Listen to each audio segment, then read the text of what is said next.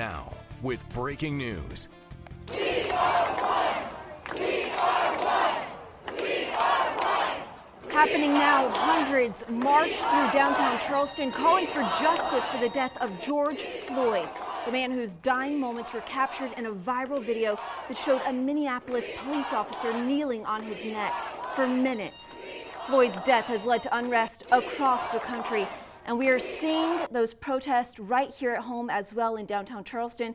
We do want to go to our Lillian Donahue right now. She's been covering this protest since it started around 2 o'clock this afternoon.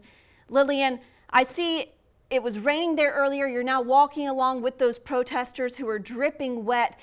Kind of walk us through what you're seeing and hearing out there. Well, Caitlin, I've been out since 2 o'clock today. Right now, we are walking on Meeting Street, down Meeting Street. They started on Marion Square. It's been a very active day. Thousands of people, hundreds and hundreds of people walking down the streets of Charleston. They started on Marion Square. They then walked down to the edge of the Battery. You can see many people still walking down Meeting Street right now. We do have team coverage of those protests here tonight on Live 5 News. Our Paola Tristan Arruda is standing by now. She is with the Charleston Police Chief, Luther Reynolds. Paola, what is he saying about these protests? Caitlin, I just arrived here not too long ago, and now with Charleston Police Chief Luther Reynolds. So, Chief Reynolds, we've seen violent protests around all across the country, but what have your officers seen here in downtown Charleston? There's a large group of people here today. I think I've heard maybe up to a couple thousand, and they were mostly peaceful.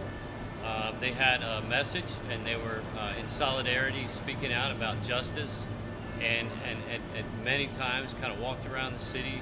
And our goal is to allow people to speak, to protect their constitutional rights. Yeah, we're staying back a little bit because we didn't necessarily know exactly how far they're going, but it looks like these protesters are not stopping. They're going up onto Interstate 26.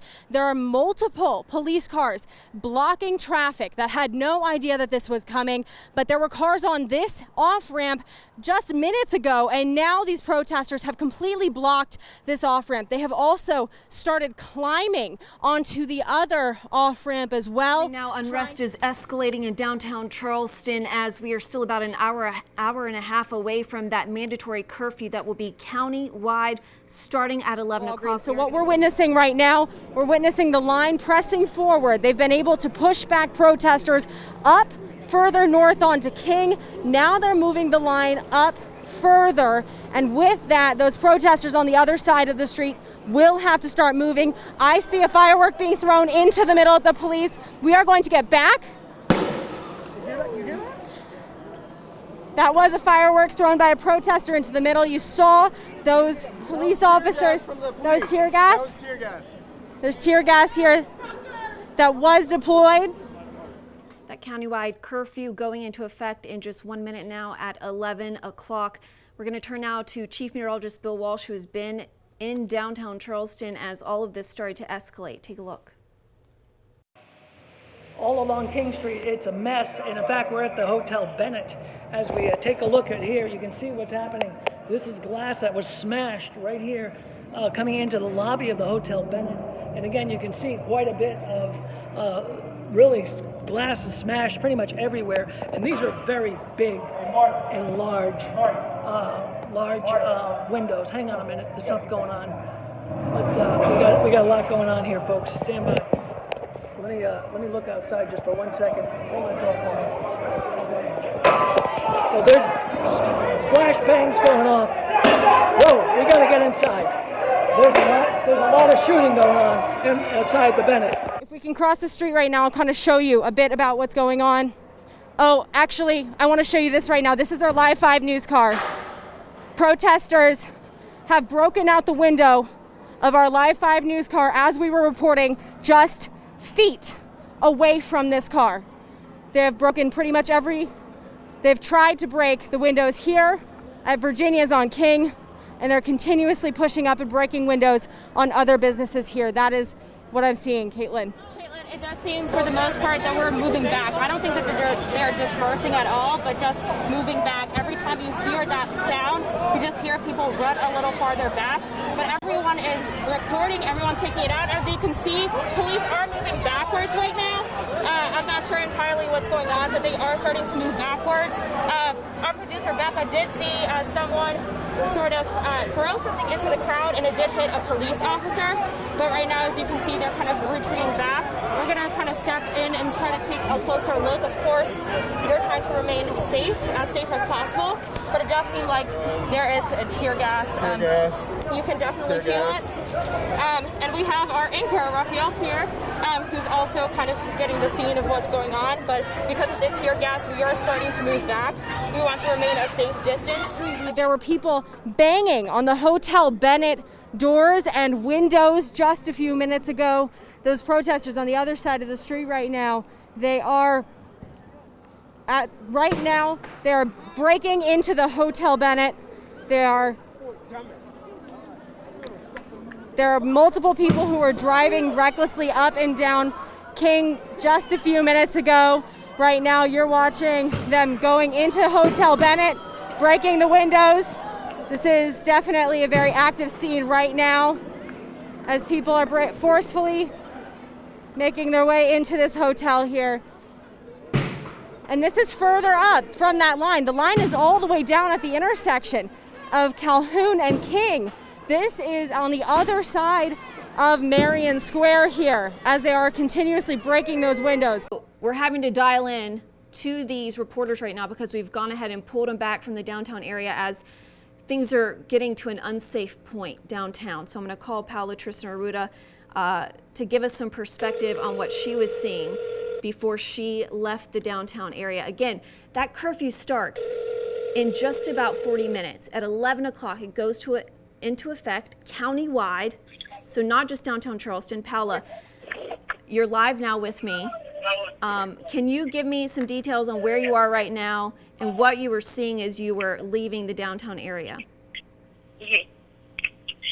Yeah, Caitlin, right now we're just kind of walking back to our cars, trying to get to a safer place. We saw a lot of things when we first got here. I think we got here around maybe 5:30 when we saw kind of a peaceful protest earlier today. Of course, have a bunch of shattered glass, and this is the brick that they threw inside. Yeah, it was pretty scary. So I was driving at the time, and what happened was this rock here came through the window, and when it came through the back windshield here, obviously it shattered a lot of glass. Our producer, who is behind the camera right now, Allison, was here in the back seat. Now, when she was in the back seat, she said she felt some glass on her back as well. And at the time, we weren't sure what exactly happened because we were smelling smoke as well. And it was right after police shot off some tear gas just a block away from us. So we were getting some of that in our eyes, some stinging in our eyes. So we weren't sure exactly what came through the window here. But again, you can get a really good look here at how shattered it was. It was loud. We also heard some folks laughing as we were trying to pull away.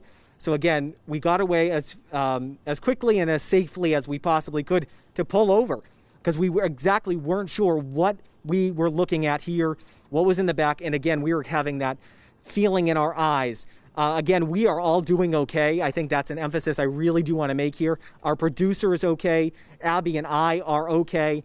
Just a pretty scary situation, I would say. Caitlin, I'll tell you, I actually brought Paola a live view. She needed some equipment to continue her live shots.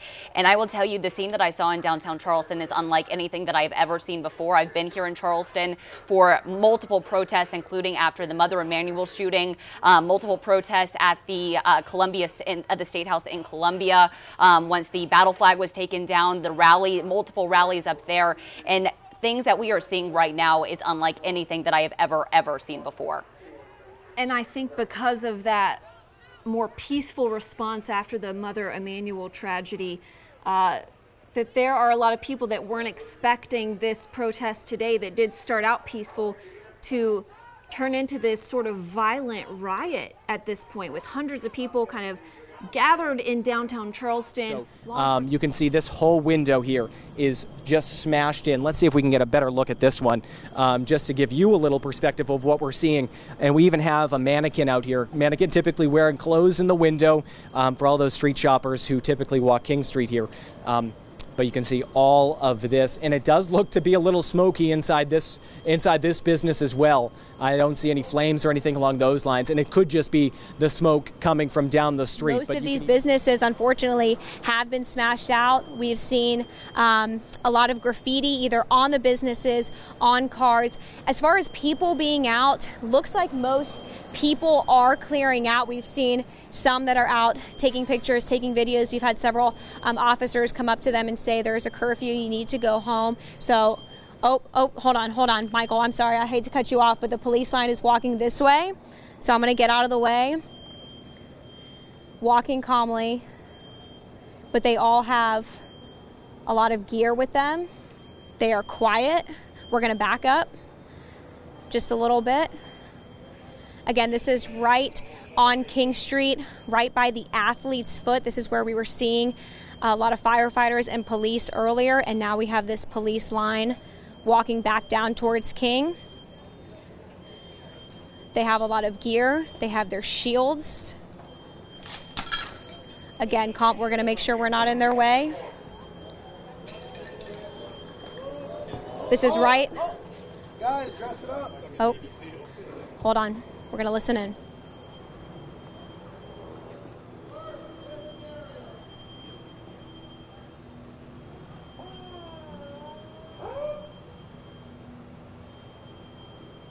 This is right at King and Reed Street. They're using a loudspeaker to tell people to clear the area or they will be put under arrest. But we bumped into Blake here, who is a bouncer at John King Bar and Grill. He was working here. He was sitting out here waiting, getting ready. You had folks inside when those protesters came up. Yes, sir. Walk me through what you saw. Obviously, you have a full-out broken window. You have a broken door. Yes, sir. Basically, I came in at 9, and the managers were already talking about shutting everything down. It's just simple stuff, making sure, no problems, just checking IDs. And, they're already talking about shutting everything down. Next thing we know, they get all the chairs inside, all the tables inside. I'm still just kind of watching, making sure everything's going okay. And the next thing I know, we see just the riot of people, just tons of people coming towards, and they see us, and the next thing I know, we're coming up the stairs trying to get away from everybody, and we just hear boom, and they hit this front window, and then the next thing I know, they break into over here, and they start shattering everything, and then a couple of them enter the premises. We walked up and they were putting some boards up, so tell me about your store, tell me what you've experienced tonight. I guess words can't really describe the sadness that I feel for the city. This is devastating to many different levels. Nobody would ever assume that rioting would happen. For the majority of the protest was peaceful, and then the end of it just became a disorganized clutter F of people trying to destroy the city. I know the mayor, I know we saw some of those business owners very frustrated with the leadership of what has happened. The mayor has said that he is encouraging everyone to stay away from downtown. They are continuing to monitor the situation. Again, that curfew is in effect across Charleston County, not just Charleston, but that includes North Charleston, Mount Pleasant as well, until 7 o'clock in the morning. And I know our city leaders will be talking about possibly extending that through tomorrow.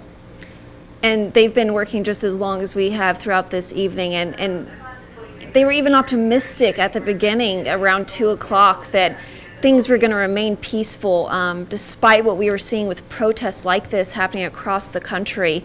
And I think that they put a lot of what happened after the Mother Emanuel AME tragedy, a lot of that perspective, I think, was put into how they responded with this protest as well, Michael. Absolutely. Caitlin, you have done a fantastic job. A huge shout out to all of our crews who have been out there in the midst of all of this. We are going to continue to monitor the situation. Like you heard our crew say, everything has kind of quieted down. There is still a very large law enforcement presence downtown, but at this point it seems like things have quieted down. But if anything happens, we will make sure to bring that to you live on the air as soon as we can. We will have those cut-ins if more flare-ups happen throughout the evening hours. You can also find those developing updates on live5news.com. But for now, thank you so much for watching and tuning in during our live coverage of these protests in downtown Charleston. Good night.